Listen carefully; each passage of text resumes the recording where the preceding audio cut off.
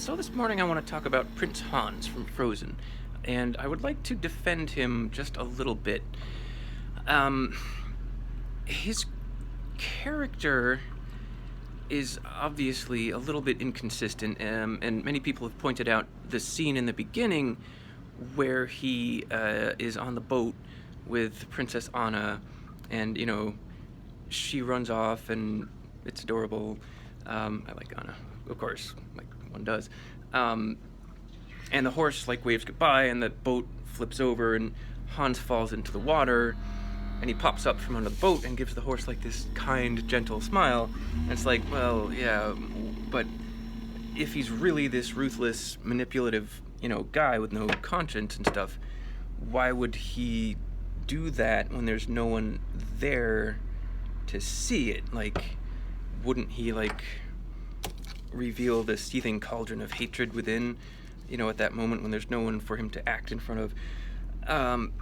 But that, I feel, actually does work with his character in retrospect, because consider that he's grown up with the 12 older brothers, and he's got all this ambition. So my theory is he's had to train himself to master every nuance of gesture and expression at all times, because you never know when someone might be watching. So it's just instinctive now for him to have that reaction, due to his self-training, so to speak. So I don't actually have a problem with that. My objection to Hans's treatment is that ultimately I think his character falls victim to being a plot device, ultimately, rather than a person. And let me explain why. We know the guy is physically brave and strong. He encounters magic, and my read on magic in this universe, the Frozen, is that it's real, people know about it, but it's sort of we know that excuse me, in real life there are spies, going around doing covert missions, and shadowy government operatives, trying to set off nukes, and only Tom Cruise running really fast can save us type thing. And that stuff does really happen, but you don't actually expect say the old lady sitting next to you on the bus to be a spy. And if you actually got mixed up in a spy mission in real life, it would be, you just don't expect that to happen. And I feel that's sort of how magic is in this world. So when he encounters a 20-foot tall ice monster, and his reaction is, I'm gonna chop this thing's leg off. That's pretty badass. He's a bad human being, but he's also a badass, and that counts for something. And note that right before that scene, he's handing out blankets, right, to the people of Arendelle, and the Duke of Wesselton is saying, you're giving away Arendelle's tradable goods and so forth.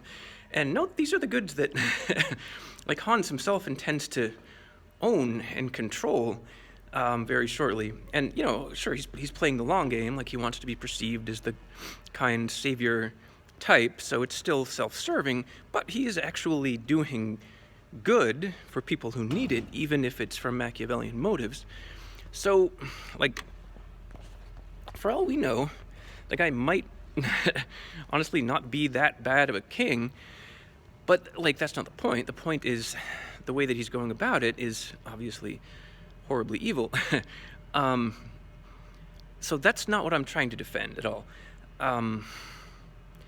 My contention is everything about his character makes sense. Even if when he fights the ice monster, he's thinking, all right, Hans, we can shit ourselves later. Just get it together, gotta be the brave, noble prince, and go kill the monster. Hey, that's what courage is, right? You do what you're afraid of. And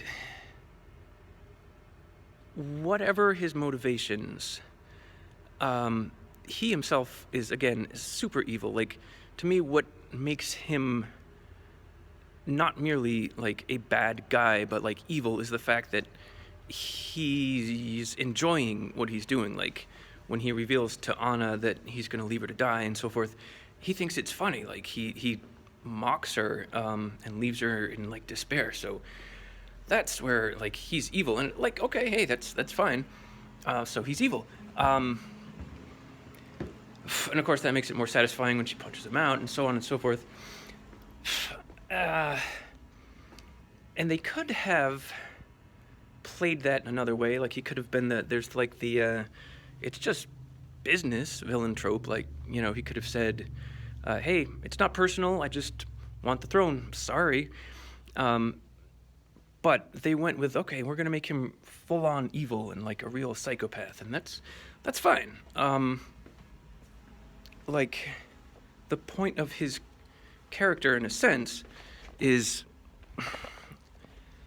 to set up the true love's kiss, or the true act of true love thing being romantic love, and then do the twist where it turns out to be sisterly love, which, I think that's great. And, of course, I mean, everyone does. And the interesting thing there is that even if he had been a fairly nice guy, the twist would still work. Like, when Anna goes out in the storm at the very end, or almost the end, she's going to find Kristoff, who's a great guy. But, like, would the kiss have worked? Because the motive would have been not true love, but to save her own life, right?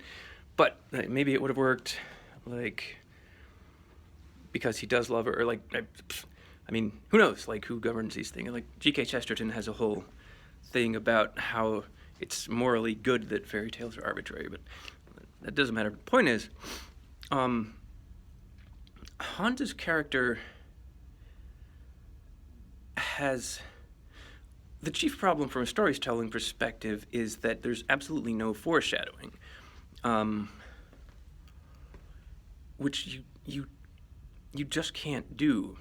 Not because, like, it breaks the rules or whatever, but because when there's a twist in a story and the audience goes, what?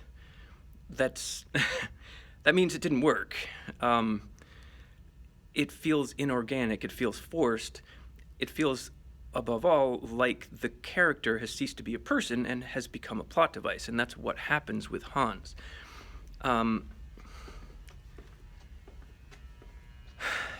He is so careful and so dedicated to his scheme, and obviously so, like, ruthless and willing to do whatever he has to carry it out, that, for one thing, the fact that he brings Elsa back from the mountains alive, I've obviously given this some thought. It doesn't work. It does not. There's no way that it makes sense. For one thing, no one there would have questioned it if he had just run up and stabbed her, honestly. But, and like, okay, fine, he doesn't want to do that, but, like, he tackles her out of the way of a giant chandelier. Like, why would he put himself in danger like that? But more to the point, the guard from Wesselton, the soldier, was about to shoot her. All Hans had to do was nothing. He could have just waited one more second. The guy would have shot her with a crossbow, and he could have then even run over and gone, no! Everybody got that right? Okay, let's go home. Right? Like, it gains nothing for him to save her, and that, like, carry her out of the castle and all the way back to Arendelle just to what? Give her a fair trial before putting her to death? Like, he tells Anna at the end in his, villain monologue that he was going to arrange an accident for her anyway. So what better time? Like, probably maybe the people of Arendelle wouldn't rally behind her when he brings her back, but like, why take the chance? It just doesn't make sense. And that's really a moment where his character breaks, I think, and becomes a plot device. But above all, I think the focus is so much on putting him as a person in service to the plot twist that he's just not handled. I think he could have been a much more interesting villain. Like I always thought in the musical number at the beginning with Anna when they're running around the palace and love is an open door. I've got daughters. Leave me alone. So, like they're skating on the floor with their socks, and like the guard comes around the corner and they hide and they're giggling. Like maybe rather than hiding, he pops out and shanks the guard real quick and then like ducks back, and like that would give us just that moment of, wait, was that evil? And then he's so nice from there on that we're like, never mind. I'm sure it was just a quirk, something, whatever. But the point is, I like Hans. I do up until he betrays Anna, because I love Anna. But I feel like he's a really potentially interesting character that just breaks in service to the plot, and I just think that's too bad. But again, I do want to defend the moment where he smiles at his horse at the beginning, even though it takes a lot of thought to make that make sense. But I think that's defensible. But that's just all the more reason why it is too bad that in service to the exigencies of the narrative, he's not really given a fair shake. I feel like he would have maybe been more interesting as a sort of remorseless Machiavellian who was not outright evil, but was just sort of like, I want to be king, sorry, you're in my way. And again, the major plot point of his saving Elsa's life bugs me, that I can't get past that. It tells me that either they just didn't know how else to get her back to Arendelle, or Hans's character should have been more than it is. And I think it's a shame. I think I would be interested in seeing like a Crime and Punishment, like Hans in the Gulag, like slow redemption over 20 years kind of a story, which I'm just guessing Pixar won't be doing, like the life of a great Hans. But if they ever do, I will be first in line at my bed with my laptop to watch it on Netflix.